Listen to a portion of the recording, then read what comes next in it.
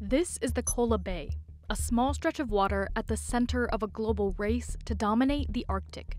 From here, Russia could mine the Arctic for oil, gas, and minerals, export those resources, and launch a nuclear weapon at anyone who threatens its ambitions. This is where Russia is storing part of the world's largest icebreaker fleet, designed to plow its way through melting Arctic ice. About 5 miles away is the Arctic's largest shipping port, which could one day export the resources Russia wants to mine from the seabed. And 20 miles north is a naval base storing some of Russia's most powerful nuclear submarines. The Arctic is becoming very fast one of the most interesting places on the planet. Because of receding ice, there are more resources that people are eyeing to compete over, and there's a number of countries that are looking at exploiting them. This is why the Kola Bay sits at the heart of Russia's fight for the Arctic.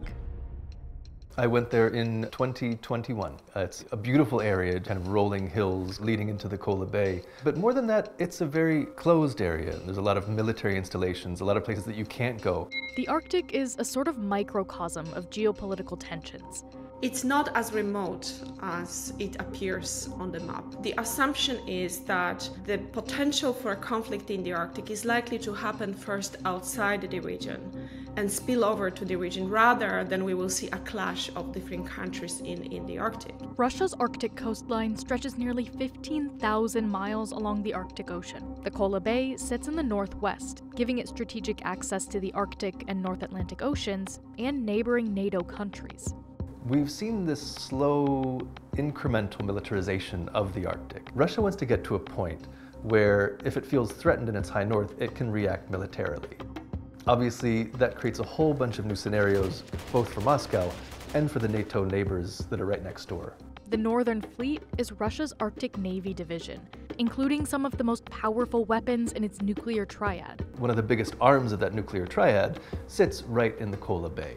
Russia stores some of its nuclear-powered submarines here, which can be used to patrol icy waters and carry nuclear missiles. The Northern Fleet is basically comprised of a lot of strategic submarines that carry nuclear missiles. This is basically their second strike capacity.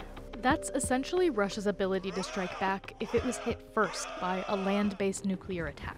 Because its submarines are powered by nuclear energy, they can carry out missions for months at a time. If you're looking at a Russian nuclear-powered sub, it could probably stay out at sea indefinitely. And the Arctic ice actually plays a key role in Russia's nuclear deterrence strategy, since its submarines can hide under the ice before attacking. A lot of Russia's military thinking in this area comes down to what is called a bastion concept, so creating a fortress right above the Kola Bay. And it uses air defense, it uses various types of submarines, it uses jet fighters as well. And so what they're doing is really kind of building out this very integrated system of defenses to make sure that their nuclear-capable submarines really stay protected. Core to that strategy are Russia's ultra-powerful nuclear icebreaker ships, many of which are stored here, giving them easy access to the Arctic Ocean. What they can do is, with those icebreakers, practically travel almost anywhere they want to. They can be deployed at different times of the year, breaking different grades of ice, thickness of ice, and types of ice. For comparison, Russia has around 40 icebreakers at its disposal, while the US has just 3. Some icebreaker ships are used by researchers to explore the minerals beneath the melting sea ice, and others are fitted out with weaponry, like cannons, guns, and missiles.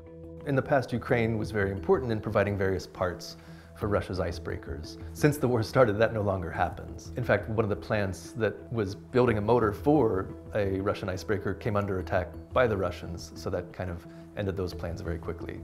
These icebreakers also need to sail in front of any cargo ships passing through the Northern Sea Route.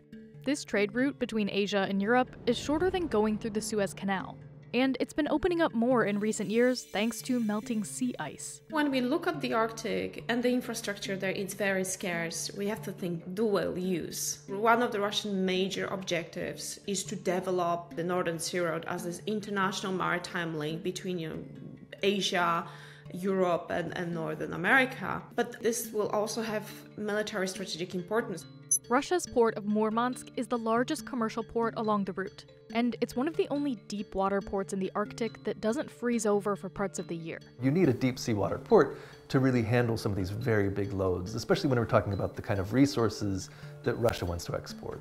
While the US and EU have sanctioned Russian coal, oil, and gas, Russia recently opened a new port to serve a different trading partner, its Asian export markets. They can take their coal from inside Russia up to the shores of the Kola Bay and then basically send them eastward to China. China wants to become more of an Arctic player, so Russia is balancing keeping its trading partner happy while not allowing it too much control. It's just really interesting. There has been this cooperation growing between Russia and China in the Arctic. Russia was willing to put the Arctic card on the table, for instance, when Xi Jinping was visiting Moscow, and say that they are open to joint management of the Northern Sea Road. This is a big change.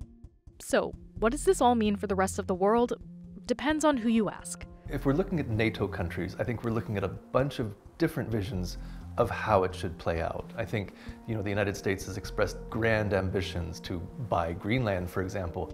Other NATO countries who have relied on US military support are building up their own military capabilities. The Kola Bay, I think, really represents Russia's ability to defend its Arctic interests. It has all of the weapons systems and capabilities that it needs to make sure that it can control parts of the Arctic that it considers to be most important for itself. On the trade front, Canada has said it wants to build infrastructure along its own Arctic trade route, the Northwest Passage, but it's still years away from becoming a reality. I was talking to the CEO of a very large American arms company the other day, and he was saying that the Arctic is always a place of great potential, but it really depends on whether or not the US follows through on its plans or allows Russia to continue to take the lead. As the race for the Arctic heats up, what's happening here in the Kola Bay is setting the pace.